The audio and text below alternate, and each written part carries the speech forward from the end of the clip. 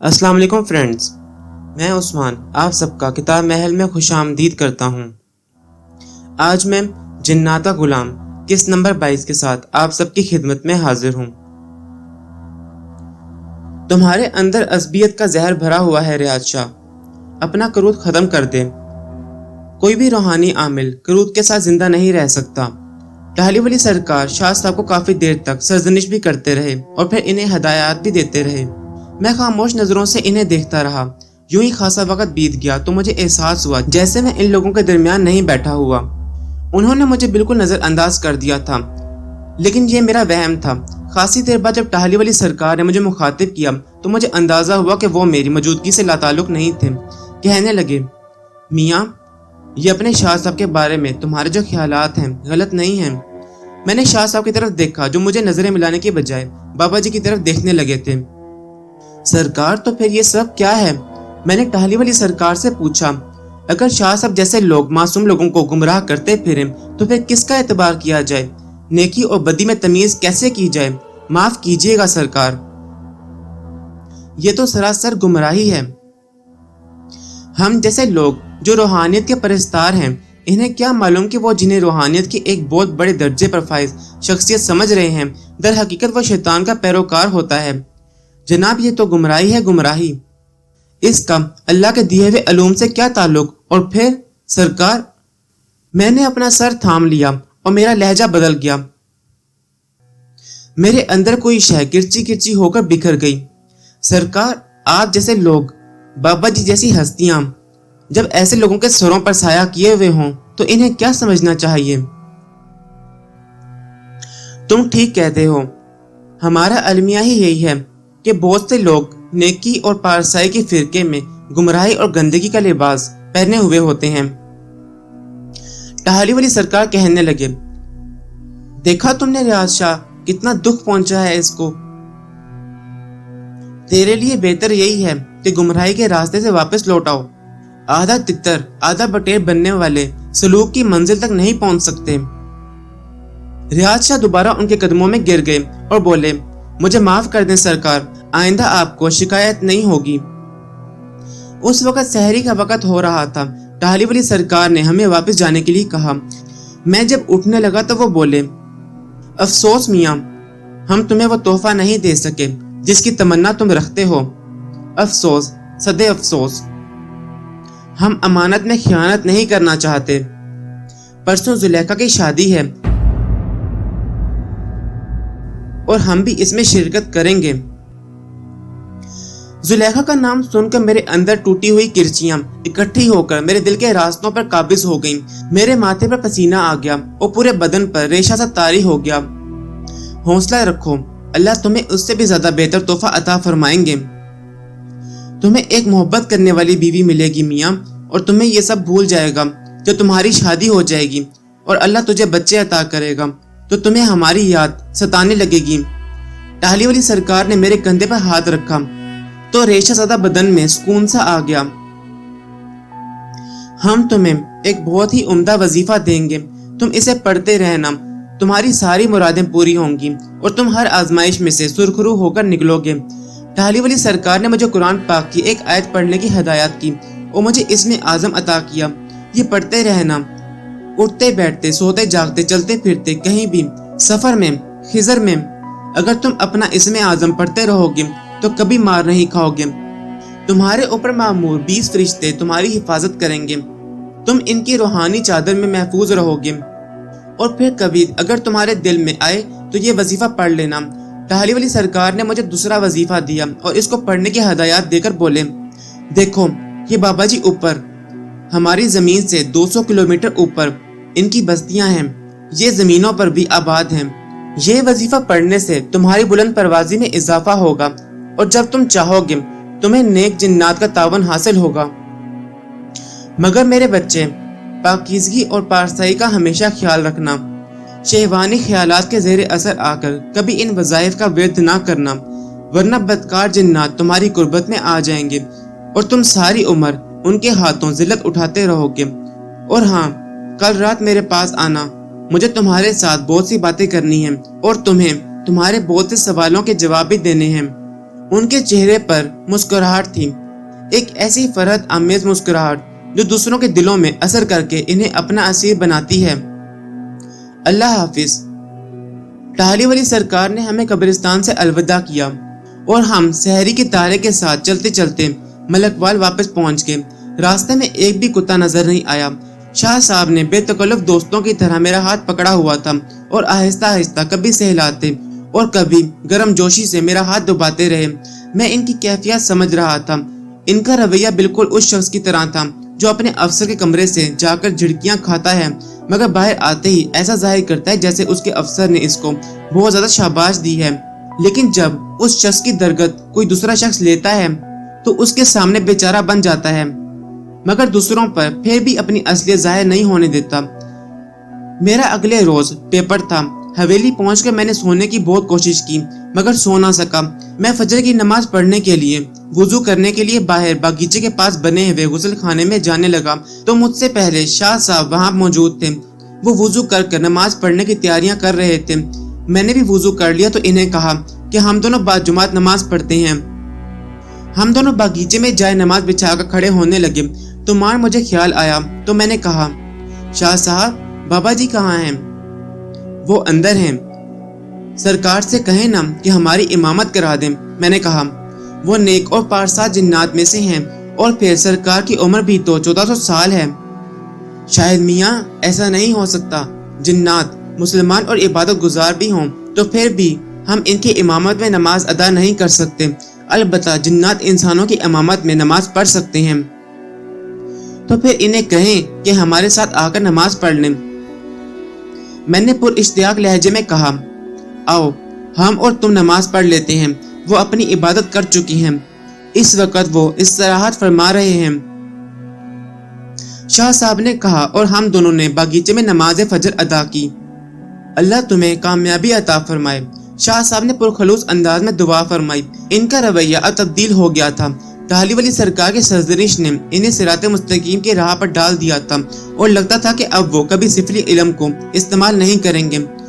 उन्होंने खुशू खुजूर के साथ नमाज अदा की और फिर मुझे अपने साथ मेहमान खाने में ले गए। कमरे में गहरे सबज रंग का जीरो का बल्ब रोशन था। उनके बिस्तर पर बाबा जी सरकार दराज थे। बाहर की निस्बत अंदर खासी गरमाइश थी। मुझे अंदर आते हुए देखकर बाबा जी सरकार के बदन में जुम्बिश हुई। उन्होंने अपने सर से कपड़ा सरकाया तो उनकी रोशन रोशन आंखें मुझ पर मरकूज हो गईं। शाह साहब ने मेरा हाथ पकड़ा और मुझे बाबा जी की बिस्तर की पालती जानिब ले गए। वो उनके कदमों में बैठ गए और इनके पांव दबाने लगे। बाबा जी की आंखों में तिलिस्मात के सारे चिराग रोशन थे। उनकी नजरें मुझे अपने अंदर उतरती हुई महसूस होने लगी और मेरे दिल के रास्तों पर जमी किरचियां पिघलने सी लगी। मेरी आंखें इनकी अकीदत के ख्याल से झुक गईं और मैं भी शाह साहब की तकलीद करते हुए उनके पांव दबाने लगा। बाबा जी के पांव इंतहाई नफीस थे। पांव की उंगलियां बराबर थीं। पैर आईने की तरह शफाफ नजर आते थे। रगों में दौड़ता हुआ गरम गरम लहू पारे की तरह रवान दिखाई देता था। इनके पैरों पर जब मैंने हाथ रखा तो यूं लगा जैसे किसी तपते हुए फौलाद पर इंसानी गोश्त की खाल चढ़ा दी गई है। उनके पैर दबाते हुए बड़ा अजीब सा सुकून महसूस कर रहा था। आज चाय नहीं पिलाओगे हमें? बाबा जी ने मुझे मुखातिब किया। जी सरकार, मैं अभी लाता हूँ। ये कहकर मैं अंदर गया। मुझे मालूम था कि चाची इस वक्त उठ पड़ती हैं और दूध बलो रही होती हैं। वो बावर्ची खाने में ही थीं। हवेली की बूढ़ी नौकरानी ओपलों को अंगीठी में डालकर फूंक मार रही थी और आग को दहका रही थी। चाची एक चौकी पर बैठी हुई दूध बलो रही थी। मुझे देखते ही चाची बोली, बिस्मिल्लाह पुत्र, खैर है? आज सवेरे सवेरे भूख लग गई है? नहीं चाची, वो बाबा जी चाय मांग रहे हैं। मैं सदके जाऊं, सरकार ने चाय मांगी है? लेकिन पुत्र, अभी तो भैंसों का ताज़ा दूध भी नहीं आया। रात के दूध को मैंने जाग लगा दी थी, अब क्या करूं? हमीदा, देख उधर कटोरे में दूध रखा हुआ है कि नहीं। बूढ़ी नौकरानी की आंखें आग सुलगाते हुए ओपलों की धुएं से सुर्ख हो रही थीं। अच्छा मालकानी जी, देखती हूँ। वो उठी और कटोरे को देखकर बोली, दूध का एक घूंट भी नहीं है। अच्छा तो फिर हमीद को डेरे पर भेज और इसे कहो कि भूरी भैंस का दूध धोकर ले आए, जल्दी करो। हमीदा बाहर को लपकी और मैं भी वापस होने लगा तो चाची कहने लगी, पुत्र, बाबा जी को लस्सी में मक्खन डालकर क्यों नहीं देते? ये लो और सरकार से कहो कि ये ताज़ा लस्सी पी लें। चाची ने बड़े से प्याले में ताज़ा बनी हुई लस्सी में ताज़ा मक्खन का पेड़ा डालकर मुझे दिया। मैंने मेहमान खाने में पहुंचकर बाबा जी को सूरत हाल बताई तो वो मुस्कुराने लगे। मियाँ, हम ठंडी और बादी अशिया खा ही नहीं सकते, चाय बन जाए तो ले आना। ये सुनकर गाजी भी इसरार के पर्दों से बाहर निकल आया और बोला, सरकार, अगर इजाजत हो तो मैं पी लूं? तू कभी सुधर नहीं सकेगा गाजी। बाबा जी हंस दिए। कभी तू जलेबियां खाता है और कभी आइसक्रीम। जिस दिन तू पकड़ा गया उस दिन पिटेगा।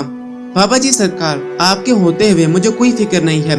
गाजी ने मेरे हाथ से लस्सी का प्याला लिया और घूंट भरकर बोला, सवाद आ गया सरकार। शाहिद मियाँ, बाबा जी ने मुझे मुखातिब किया, हम जैसे जिन्नात ये छोटी छोटी अयाशियाँ करते रहते हैं, लेकिन हमें इसकी इजाज़त हरगिज़ नहीं है। हमारे लिए तुम्हारी दुनिया की ग़ज़ाएं जन्नत की ग़ज़ाओं जैसा दर्जा रखती हैं। हमें इनकी इश्तिहा बहुत तंग करती है। हाय, तुम्हें क्या बताऊं मियाँ, अल्लाह ने जब बनो इसराइल को मनो सलवा अता किया था तो उसकी लज्जत किस दर्जा कमाल को पहुंची हुई थी, मगर अफसोस उस बख्त कौम ने उस जन्नती ग़ज़ा को ठुकरा दिया। हमारे बुजुर्ग बताते हैं कि जिन्नात भी मनोसलवा खाते थे। वो बड़े फख्र से हमें बताते थे कि मनोसलवा हासिल करने के लिए वो क्या क्या तरीके इख्तियार करते थे। मैं तुम्हें एक राज की बात बता दूं, उस मनोसलवा की एक झलक अरबों के खाने में भी पाई जाती है। अल्लाह ताला ने अपने महबूब पैगंबर रसूलुल्लाह सल्लल्लाहु अलैहि वसल्लम की उम्मत और सरजमीन को मनोसलवा की लज्जत से भी आशना किया था। क्या तुमने कभी अरबों के रिवायती खाने खाए हैं? मैंने इनकार में सर हिला दिया। नहीं खाए होंगे, अगर तुम खा भी लो तो हजम ना कर सकोगे। तुम आजकल के उन इंसानों में से हो जो खालिस ग़ज़ा नहीं खा सकते। बाबा जी कह रहे थे, ये चाय जो तुम यहाँ पीते हो इसमें किसी किस्म की लज्जत नहीं है। तुम्हें क्या बताऊं, बड़ी सरकार, मेरे पीरो मुर्शिद बताया करते थे कि फिरौनों के महलात में जो कहवा पकता था आज की दुनिया उसकी लज्जत से महरूम है।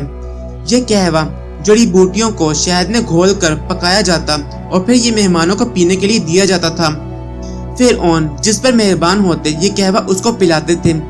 मेरी बड़ी सरकार साहब ईमान होने से पहले मुशरिक थे और वो एक फिरौन ज़ादी के इश्क में मुब्तला होकर उसके महल में रहते थे।